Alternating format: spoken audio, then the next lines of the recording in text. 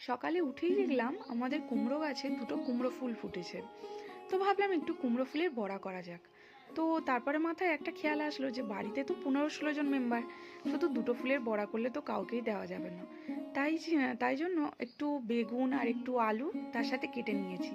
আর এখানে নিয়ে নিয়েছি আমি চালের গুঁড়ো, যেহেতু চালের গুঁড়ো দিলে একটু মচমচে হয়।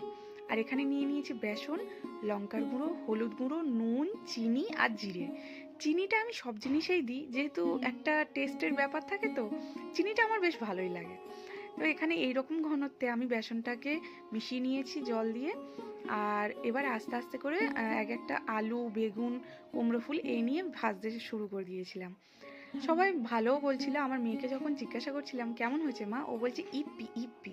আসলে ও ভালো কথাটা এখনো শেখেনি, তো সেই জন্য বলছিল ইপ্পি ইপ্পি। ছোট বৌদি এখানে বলছে দারুণ, বড় বৌদিও বলেছিল ভালো হয়েছে।